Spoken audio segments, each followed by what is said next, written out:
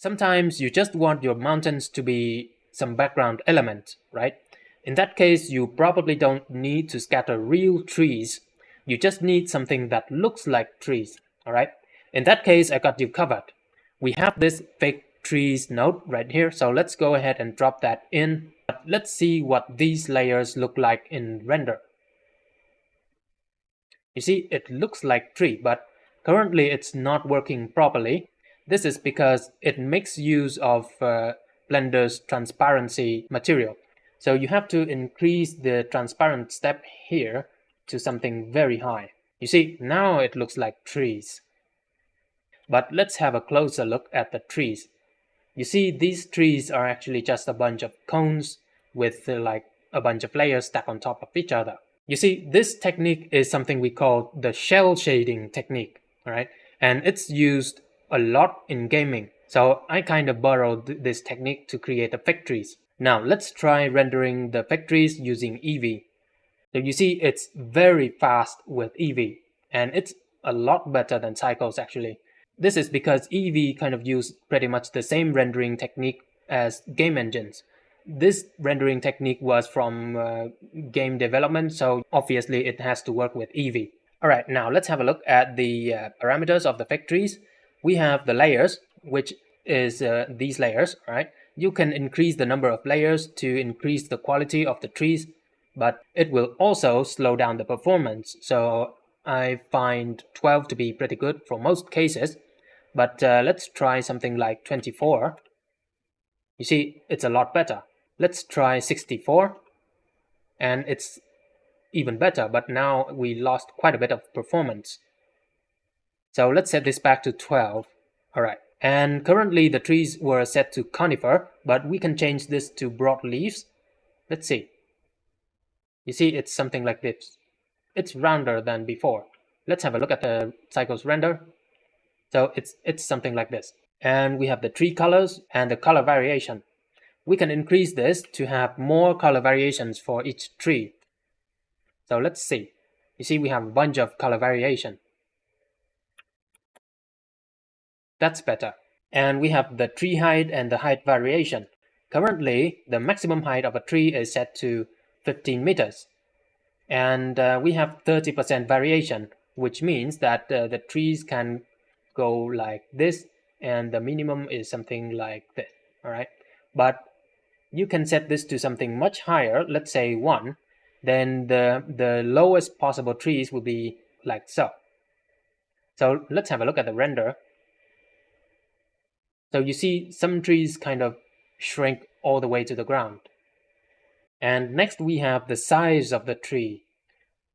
Currently, the radius of each tree is around 5 meters, but you can increase this to something much higher, let's say 10.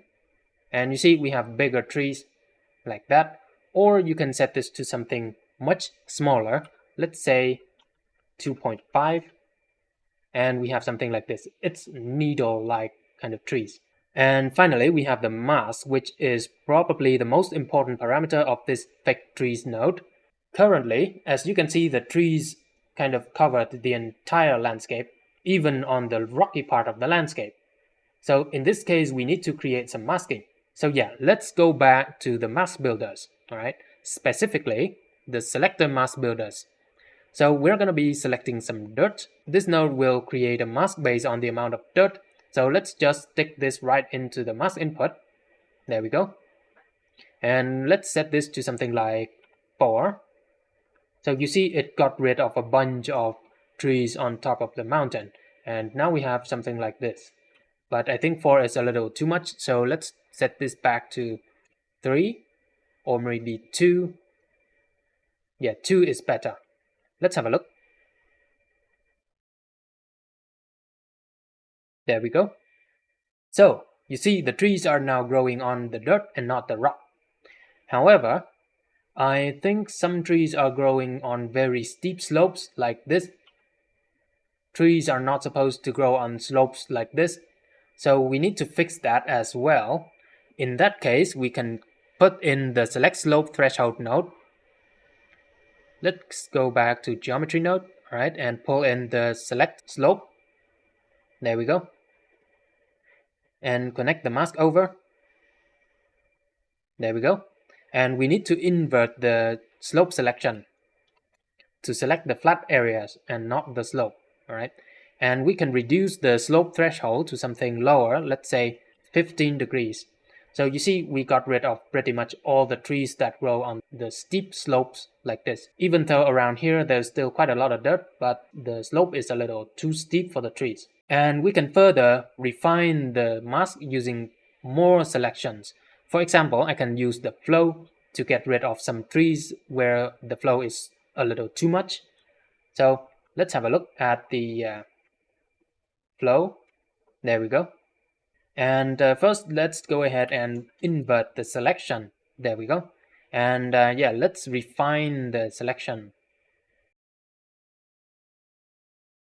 So in these areas, the flow is a little too strong for the trees, so there should be no trees around these areas. Again, let's connect the mask over. And there we go. We got rid of a bunch of trees within the flow. So let's see the render. You see the clearance of trees right here.